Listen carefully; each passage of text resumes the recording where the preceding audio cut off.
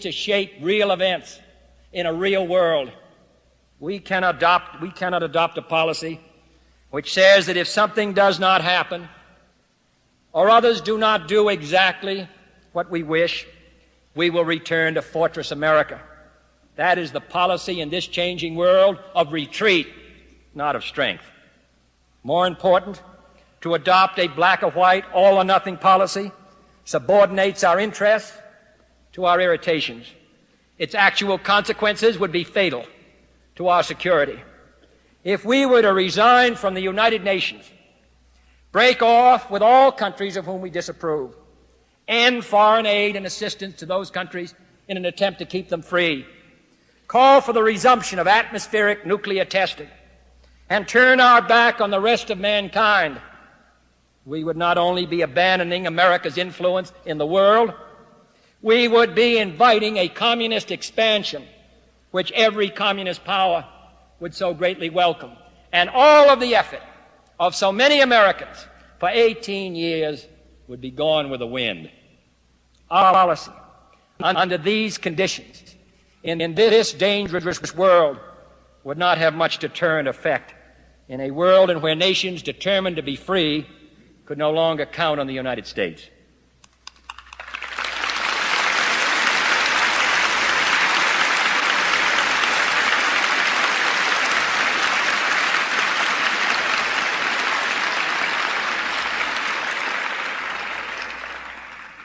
Such a policy of retreat would be folly if we had our backs to the wall. It is surely even greater folly at a time when more realistic, more responsible, more affirmative policies have wrought such spectacular results. For the most striking thing about our world in 1963 is the extent to which the tide of history has begun to flow in the direction of freedom.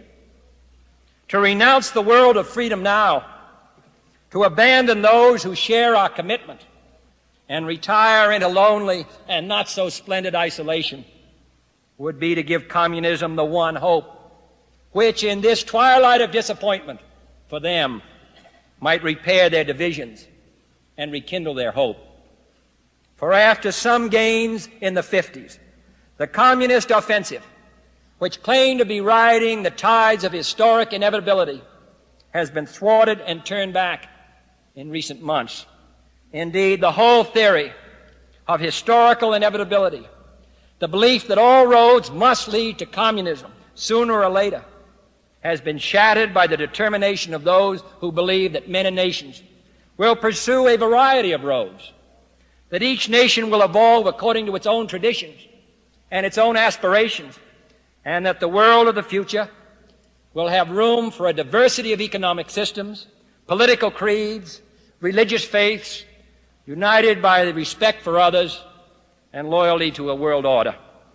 Those forces of diversity which serve Mr. Washington's national interest, those forces of diversity are in the ascendancy today, even within the communist empire itself. And our policy at this point should be to give the forces of diversity, as opposed to the forces of uniformity, which our adversaries espouse, every chance, every possible support. That is why our assistance program, so much maligned, of assisting countries to maintain their freedom, I believe is important. This country has seen all of the hardship and the grief that has come to us by the loss of one country in this hemisphere, Cuba. How many other countries must be lost while the United States decides to end these programs of helping these people, who are getting poorer every year, who have none of the resources of this great country, who look to us for help, but on the other hand, in cases, look to the communists for example. That's why this program, I believe, is important. It's a means of assisting those who want to be free, and in the final analysis, it serves the United States in a very real sense. That's why the United Nations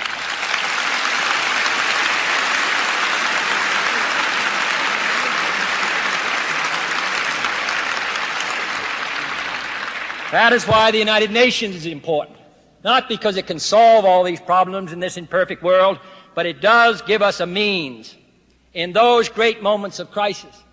And in the last 2.5 years, we've had at least 3 when the Soviet Union and the United States were almost face to face on a collision course, it does give us a means of providing, as it has in the Congo, as it now is on the border of the Yemen, as it most recently was in a report of the United Nations and Malaysia. It does give a means to mobilize the opinion of the world to prevent an atomic disaster which would destroy us all wherever we might live. That is why the Test Ban Treaty is as important as a first step, perhaps to be disappointed, perhaps to find ourselves ultimately set back, but at least in 1963, the United States committed itself and the Senate of the United States by an overwhelming vote to one chance to end the radiation and the possibility of burning this hemisphere.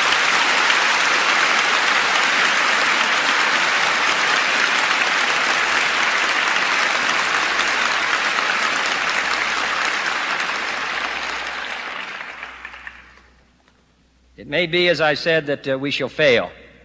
But anyone who bothers to look at the true destructive power of the atom today and what we and the Soviet Union could do to each other in the world in an hour and in a day and to Western Europe. I passed over yesterday the Little Bighorn where General Custer was slain, a massacre which has lived in history, 400 or 500 men. We're talking about 300 million men and women in 24 hours.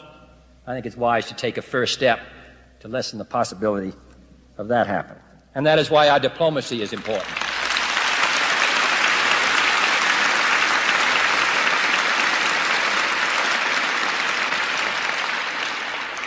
And that is why our diplomacy is important. For the forces making for diversity are to be found everywhere where people are, even within the communist empire. And it is our obligation to encourage those forces wherever they may be found. Hard and discouraging questions remain in Vietnam, in Cuba, in Laos, the Congo, all around the globe. The ordeal of the emerging nations has just begun. The control of nuclear weapons is still incomplete. The areas of potential friction, the chances of collision still exist. But in every one of these areas, the position of the United States, I believe, is happier and safer when history is going for us rather than when it's going against us. And we have history going for us today. But history is what men make it. The future is what men make it.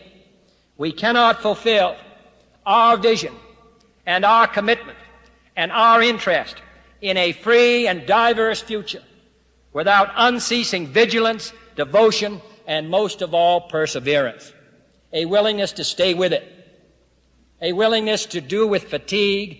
A willingness not to accept easy answers, but instead to maintain the burden, as the people of this state have done for 100 years, and as the United States must do the rest of this century until finally we live in a peaceful world.